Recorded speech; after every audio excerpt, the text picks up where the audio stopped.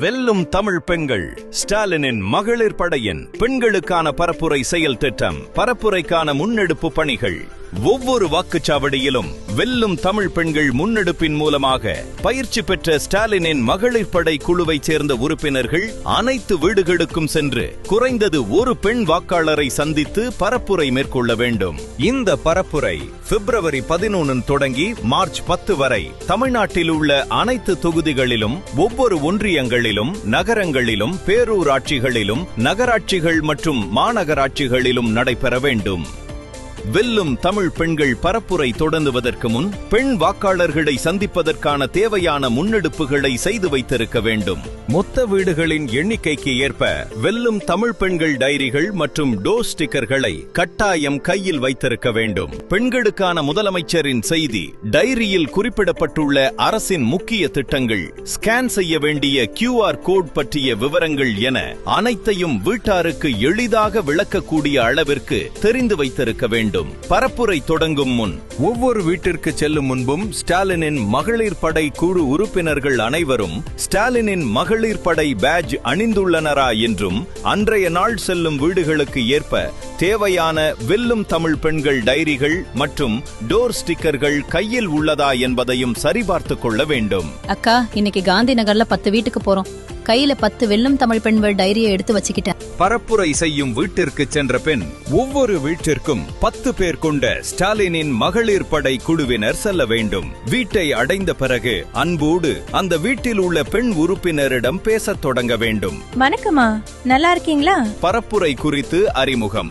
நாங்கள் ஸ்டாலினின் மகளிர் படையைச் சேர்ந்தவர்கள் என்றும், வெல்லும் தமிழ் பெண்கள் முன்னெடுப்பு குறித்த பரப்புரைக்காக வந்துள்ளோம் என்றும் தெளிவாக தெரிவித்துவிட்டு பேசத் தொடங்க வேண்டும். வெல்லும் தமிழ் பெண்கள் டைரி வழங்குதல். அறிமுகம் முடிந்த பிறகு வெல்லும் தமிழ் பெண்கள் டைரியை வீட்டாரிடம் வழங்க வேண்டும். அக்கா, இது முதலமைச்சர் பெண்களுக்காக கொடுத்திருக்கிற பரிசு.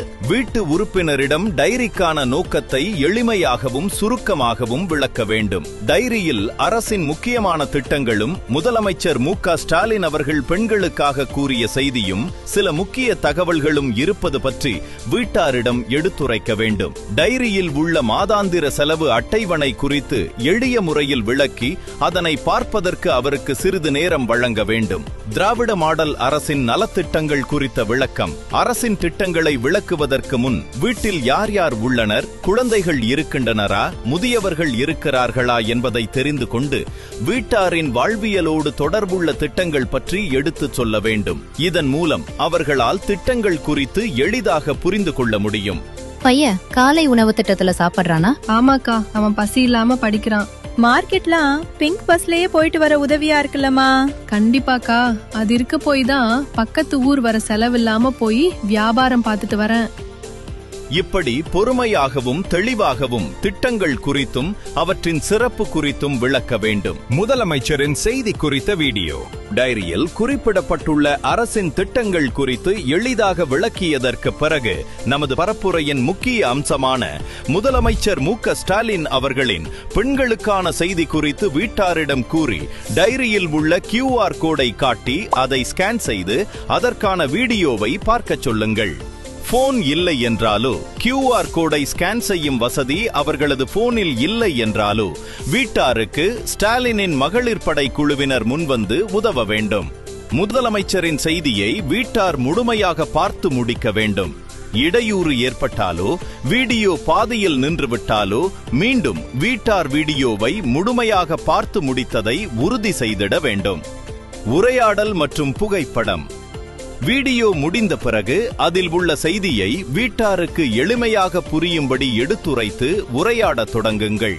பெண் வளர்ச்சிக்காக முதலமைச்சர் மு.க. ஸ்டாலின் கொண்டு வந்துள்ள திட்டங்கள் பற்றி அவர்களுக்கு எடுத்துக் கூறுங்கள்.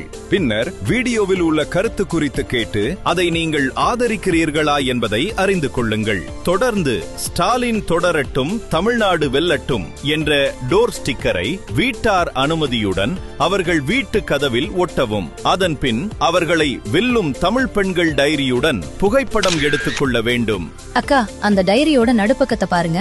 பெண்கள் பயனாளிகள் மட்டுமல்ல, அவர்கள் மாநிலத்தின் வளர்ச்சியில் பங்குதாரர்கள். ஆமாக்கா, இத நீங்க ஆதரிக்கிறீங்களா? இத நீங்க ஆதரிக்கிறீங்கன்னா டோர் ஸ்டிக்கர் பக்கத்துல நின்னு டைரியோட நடுப்பகத்தை கேமராவை நோக்கி காட்டுங்க. உங்களோட சேர்த்து அந்த டைரியையும் ஒரு போட்டோ எடுத்துக்கிறோம். இவ்வாறு நட்புடனும் மரியாதையுடனும் வீட்டாரை அணுகி நல்லதொரு புகைப்படத்தை பதிவு செய்ய வேண்டும். நன்றி தெரிவித்தல். புகைப்படம் எடுத்த பின்பு அன்போடு உரையாடலை முடித்துக் கொண்டு நமக்காக நேரம் ஒதுக்கி ஒத்துழைத்ததற்கு நன்றியும் வாழ்த்தும் கூறிவிட்டு அடுத்த வீட்டை நோக்கி செல்லவும். நாங்க போயிட்டு வரோமா, ரொம்ப நன்றி.